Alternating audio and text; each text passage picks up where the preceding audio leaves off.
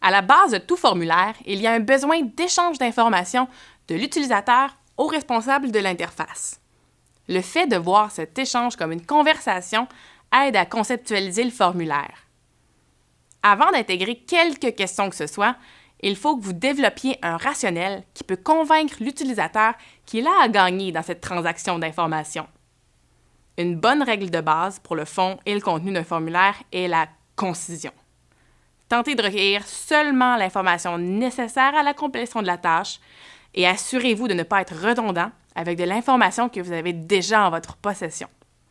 Il est très frustrant de devoir inscrire 2 ou 3 fois notre adresse dans nos interactions avec une même organisation, par exemple. Mais attention! Rendre évident que vous avez couplé de l'information obtenue d'une tierce personne peut créer une certaine méfiance, quoique cette tendance semble s'estomper avec la montée de l'omnicanal et du reciblage publicitaire. Certaines composantes sont nécessaires à la construction de tout questionnaire. Les instructions permettent de mettre l'utilisateur en contexte et de venir susciter sa motivation à partager l'information demandée.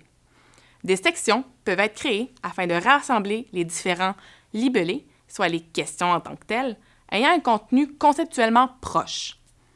L'utilisation de sections pour grouper les libellés permet de créer une suite logique dans la progression du questionnaire et accompagne l'utilisateur. Des objets d'interaction sont par la suite fournis pour que l'utilisateur puisse fournir les réponses requises. Certains éléments d'action doivent aussi être disponibles à l'utilisateur afin de signifier son progrès dans la tâche. La création de certains libellés plus longs ou demandant la perception d'un utilisateur demande un minimum de compétences et de connaissances en psychométrie.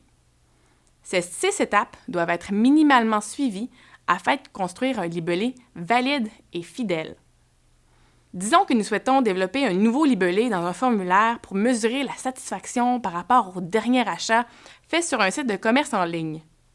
Utiliser l'item « Êtes-vous satisfait de votre dernier achat en ligne » mènera probablement à des interprétations différentes chez les utilisateurs et serait donc à éviter. La première question à se poser est comment est-ce que l'item sera utilisé? Par exemple, veut-on mesurer la satisfaction par rapport à ce qui a été acheté ou par rapport au processus? La réponse à cette question nous aidera à répondre à la seconde, soit quels concepts ou quelles références linguistiques sont reliés à cette utilisation. Dans le deuxième cas, on parlera d'expérience, d'interaction, de processus, de panier, de livraison, de service, etc. La prochaine étape vise à écrire le libellé du formulaire en gardant en tête nos précédentes réponses. Avec l'exploration préliminaire que l'on vient de compléter, on pourrait donc avoir, lors de votre dernier achat en ligne, quel a été votre niveau de satisfaction par rapport à l'expérience de checkout. Une fois cette phrase complétée, on doit tester 2 composantes. Le premier test est d'évaluer si la réponse est stable dans le temps. Si je vous demande à 2 reprises la réponse à notre libellé d'exemple, vous ne devriez pas avoir beaucoup de différence.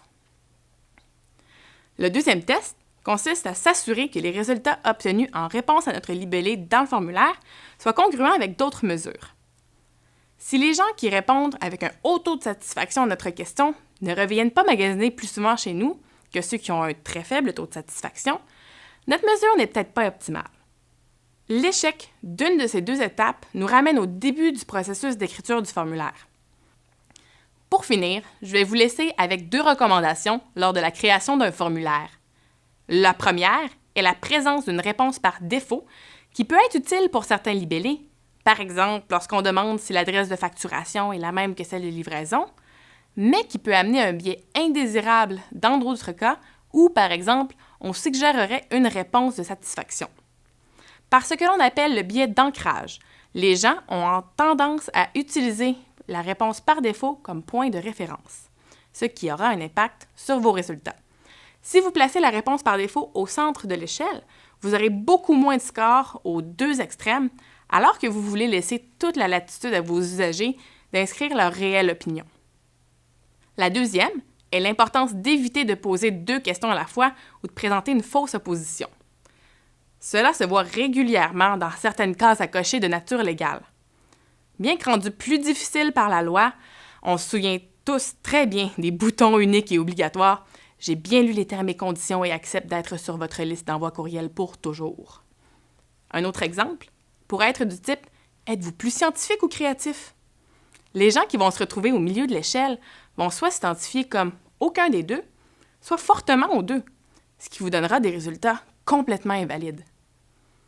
Comme vous pouvez le constater, la création d'un formulaire n'est pas une mince affaire. Chaque détail a la capacité d'influencer vos utilisateurs. N'oubliez pas aussi l'importance apportée à l'organisation visuelle. Pour cela, les experts en conception visuelle et graphique seront vos meilleurs alliés.